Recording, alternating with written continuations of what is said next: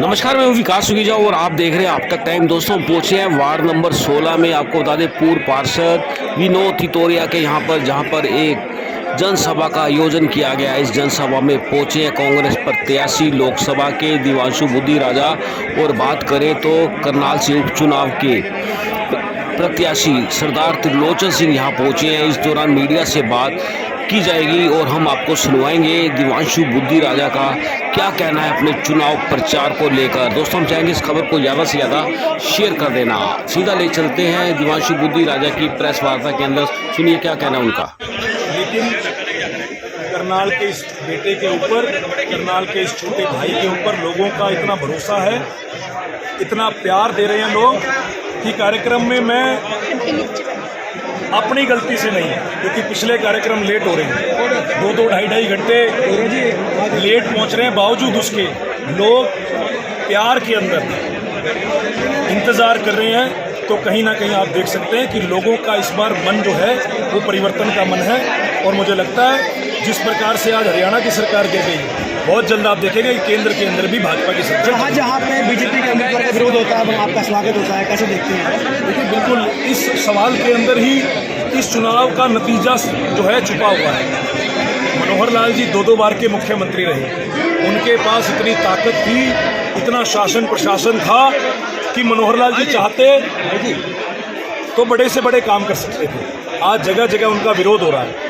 जहाँ उनका विरोध हो रहा है, गांव में आप जाके देखिए, असम हल्के के कुछ गांव के अंदर वीडियो भी वायरल हुआ, जिन गांव के अंदर मनोहर लाल जी का विरोध हुआ, जिस चौक से मनोहर लाल जी का काफिला, जेड सिक्योरिटी वाला काफिला घुमा के वापस भेज दिया गया, उसी चौराहे के ऊपर आपके इस बेटे को, आपके इस छोटे भाई को लड्डुओं में तोड़ के जनता आशीर्वाद दे रही है। दिवांशु जी हाउस की मीटिंग की मांग की गई, हाउस की मीटिंग की मांग की गई आज। देखिए बिल्कुल आप देखिए, जो जनता है वो तो इस सरकार से अपना विश्वास खो चुकी है।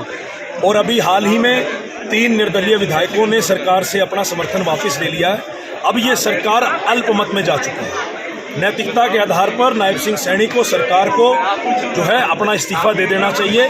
नहीं तो मैं निवेदन करता हूं माननीय राज्यपाल को इंटरवीन करके इस सरकार को बर्खास्त करना चाहिए, राष्ट्रपति शासन लगाना चाहिए और हरियाणा के अंदर जल्द से जल्द चुनाव करना चाहिए। 24 जिला परिषद के सदस्य दिवांशु जी, कांग्रेस तो सत्ता में नहीं है। नायब सिंह सैनी तो अनाप शनाप बयान देते हैं। मेरे ऊपर मुकदमा दर्ज मनोहर लाल जी ने कराया, वो बात कह रहे हैं भ्रष्टाचार की। नायब सिंह सैनी जी की रात की नींद पूरी नहीं हो रही। मुझे लगता है उनकी नींद उड़ चुकी है, उनको थोड़ा सा मेंटली स्टेबल होकर कोई बयान देना चाहिए। दिवांशु जी 24 जिला परिषद के सदस्य 25 में से 20 छोड़ गए हैं वो सरकार का साथ। मैं कह रहा हूँ जनता का तो विश्वास पहले से ही सरकार से उठ चुका था। अब तो आप देखते जाइए, जिला परिषद भी आ रहे हैं, विधायक भी आ रहे हैं। मुझे तो लगता है कि बीजेपी के भी कई बड़े बड़े जो इनके नाम हैं, जो इनके नेता हैं, कहीं वही ना पार्टी छोड़ दें। निर्दलीय विधायक साथ आ रहे हैं, लेकिन कांग्रेस पार्टी जो बड़े नेता है करनाल के, वो साथ नजर नहीं आते। क्या लगता है गुटबाजी अभी भी है? सभी नेता एकजुट हैं। आप बताइए कौन से नेता साथ नहीं है? आप सवाल पूछे, मैं आपके सामने नाम लेके जवाब। राठौर जी साथ नहीं है, कुलदीप 11 तारीख को शाम 4 बजे सिंह नजर नहीं आ रही है। सुमिता सिंह जी, जिस दिन करनाल विधानसभा का हमारा दफ्तर उद्घाटन हुआ, उस दिन सुमिता सिंह जी ने आके हवन यज्ञ जो कराया गया कि बीजेपी की सरकार से इस प्रदेश को शुद्धि मिले, उस शुद्धि के अंदर उन्होंने अपनी आहुति डालने का काम किया। राठौर जी ने 11 तारीख को शाम 4 बजे का कार्यक्रम निर्धारित किया हुआ है। सभी नेता एकजुट हैं। अभी तो चुनाव शुरू हुआ है, अभी आप देखते जाइए होता है क्या। हमने एक बात बोली थी आपके लिए कि ना 3 में ना 13 में, फिर भी सब पर भारी हैं आप। क्या जादू किया, क्या आपने कौन सी गोटियां फेंकी कि टिकट भी ले आए, युवाओं में जोश भी भर दिया, बुजुर्गों का आशीर्वाद ले आए? क्या जादू किया है आपने? ये मैं कोई जादूगर नहीं हूँ। मैं एक सच्चा साफ सुथरा इंसान हूँ जी। हाँ, लेकिन मेरी एक आदत है कि मैं जो बात बोलता हूँ दिल से बोलता हूँ। बनावटी बात मेरे को बोलनी नहीं आती और दिमाग मेरा इतना चलता नहीं।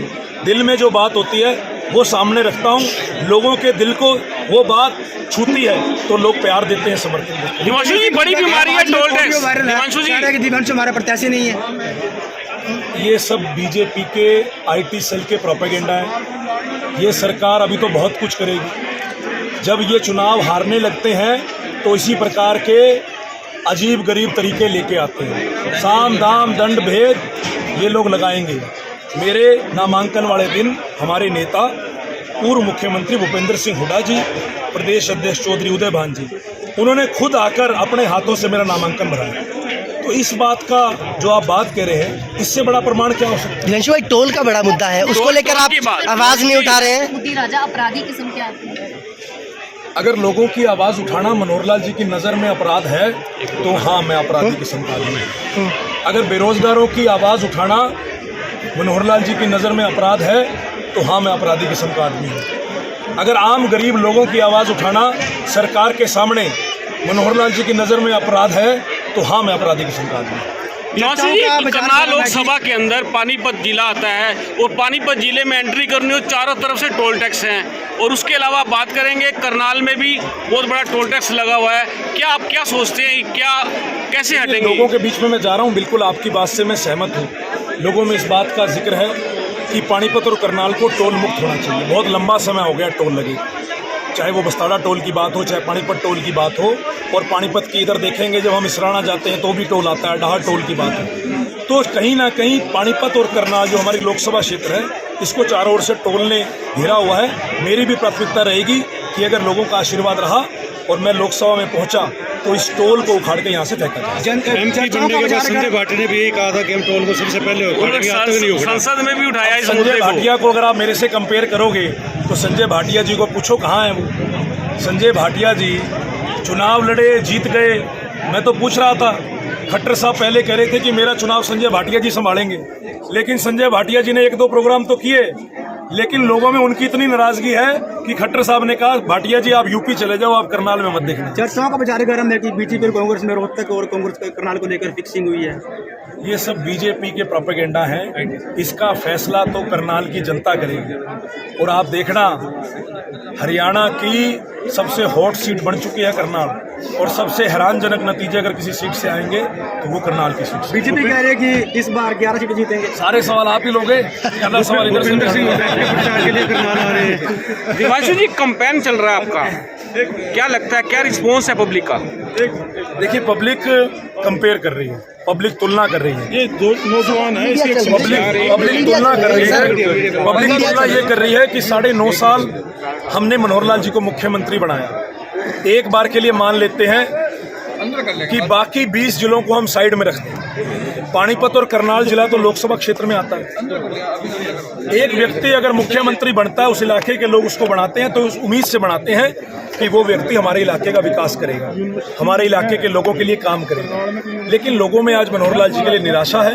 कहीं ना कहीं लोगों को लग रहा है कि हमारे साथ विश्वासघात हुआ है, और लोगों के मन में उस बात का रोष है।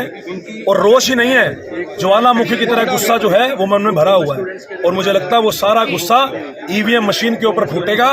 मुझे तो डर इस बात का है कि लोग गुस्से में बटन इतनी जोर के ना दबा दें कि ईवीएम मशीन को असर पड़े।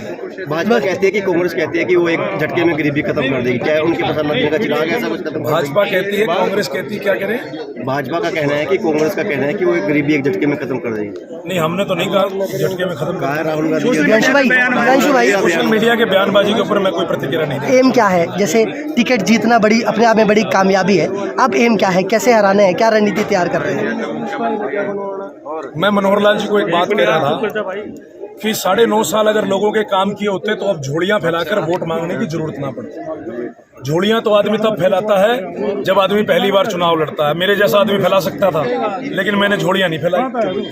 मैंने कहा कि मेरे पे विश्वास करो, मेरी बात में आपको लगता है कि सच्चाई है तो आप मेरी बात पे विश्वास करो। मनोहर लाल जी जगह जगह जाकर कह रहे हैं अब माफ कर दो, एक बार और मौका दे दो, झोलियां फैला फैला कर वोट मांग रहे हैं। लेकिन जनता अब उनको मौका नहीं देगी, और जो प्रताड़नाएं उन्होंने लोगों के साथ करी है, मैं तो सिर्फ एक संदेश देना चाहूंगा कि लो अब मैं जाता हूं, आखिरी संदेश सुनाता हूं, याचना नहीं अब रण होगा, जीवन जय या कि मरण होगा। मनोहर लाल जी, रण अब ऐसा होगा फिर कभी नहीं जैसा होगा, फिर कभी नहीं जैसा। बहुत बहुत धन्यवाद।